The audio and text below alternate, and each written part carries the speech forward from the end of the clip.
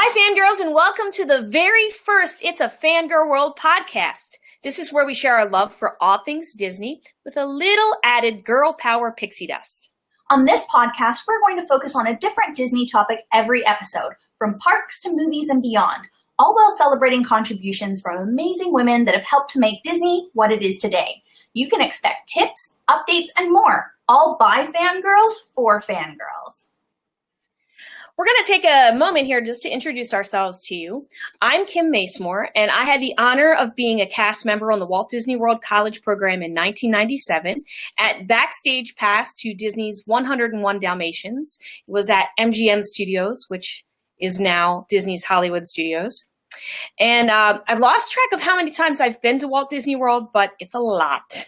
And now I have 2 kids, so I try to get them to visit Walt Disney World as much as possible. Some of my park favorites include Haunted Mansion, Pirates of the Caribbean, Soaring, and now Flight of Passage. And I love the little details that make up the theming in the parks. I'm constantly reading signs, looking at anything with writing on it, and I don't even mind standing in queues just to enjoy the small details. In fact, I would love to be a show writer at Walt Disney Imagineering one day. Right now, you can find my writing on Dad's Guide to WDW, WDW Magazine, and in the Best of WDW Volume 1. And I guess you could say Disney is my life. Actually, Kim and I met when we were working on the Best of WDW Volume 1. I hope you guys can see that.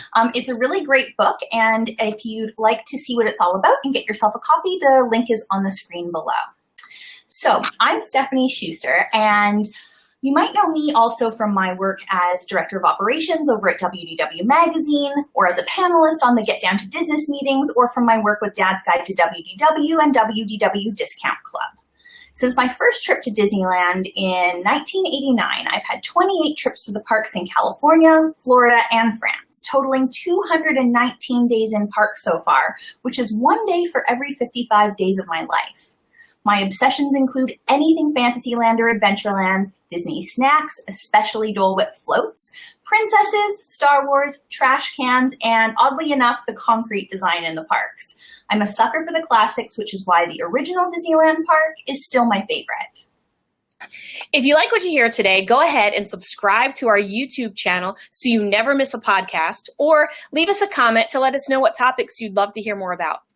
And if you want daily fangirl fun, head on over to our Facebook page. The link should be right down here, where we post content every day. You can give us a like, you can share us, and you can encourage all your fangirl friends to chime in. So let's dig into our very first topic, which is the Magic Kingdom Nighttime Parade, or the current lack thereof. This is a topic that really bothers me. I've been a fan of the nighttime parade since I can remember. Plus, they've been a long tradition in the Disney theme parks. Matter of fact, on June 17th, 1972, the Main Street Electrical Parade debuted at Disneyland. And this made nighttime entertainment just as important as daytime, and Disney After Dark was born.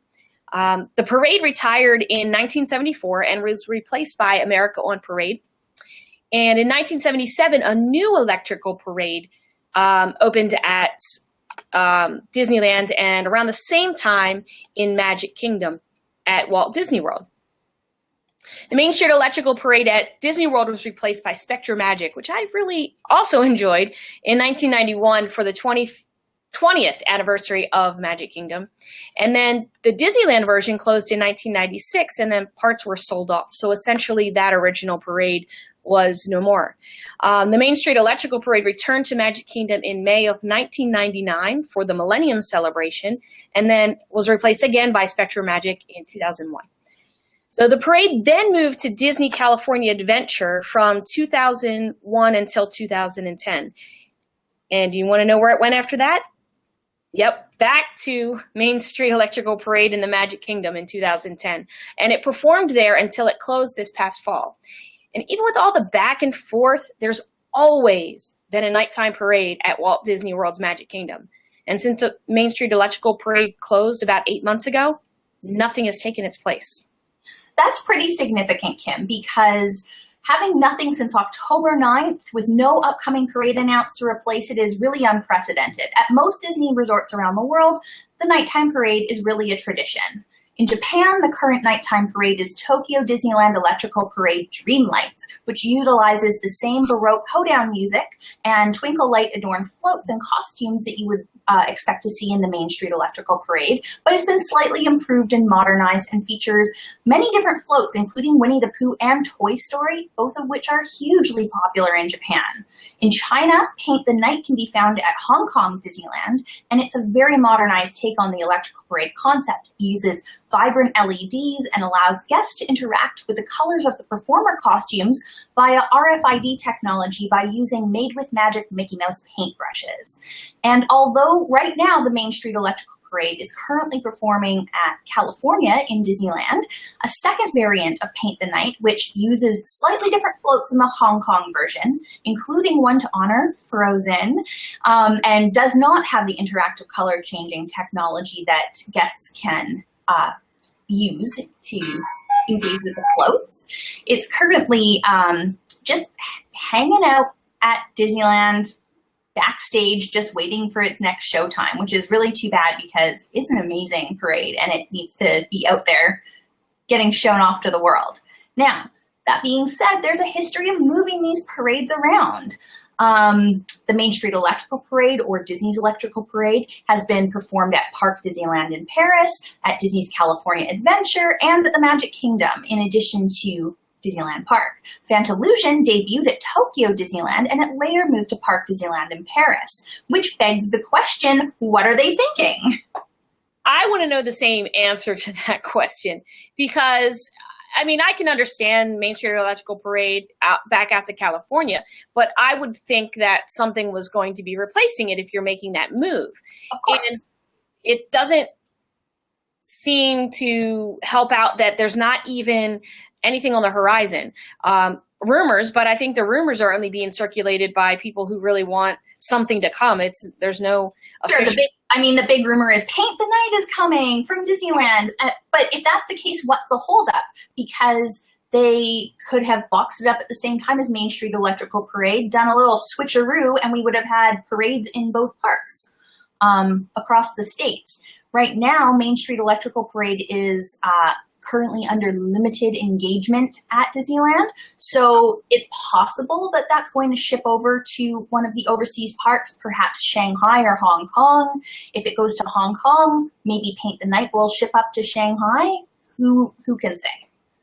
Right. And that's great. Everyone can have a little turn with the Main Street Electrical Parade, but give us something. Like, we have nothing right now, nothing at the Magic Kingdom except for the nighttime fireworks shows, but that's it. And we've always had those. So it doesn't make any sense. Well, and some people are thinking that maybe it's an effort to push people over to Animal Kingdom. They've had their huge retrofit over the last few years now with Pandora and Rivers of Light. Maybe they don't have enough of a fan base, a guest base to merit having huge shows in every park every single night, especially in the off season.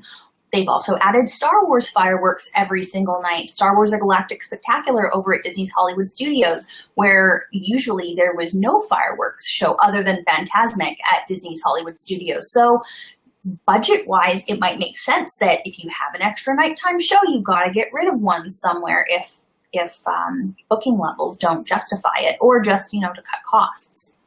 I mean, and that kind of makes sense. But it would be nice to see something even like Fantasmic, where you had it just select nights a week.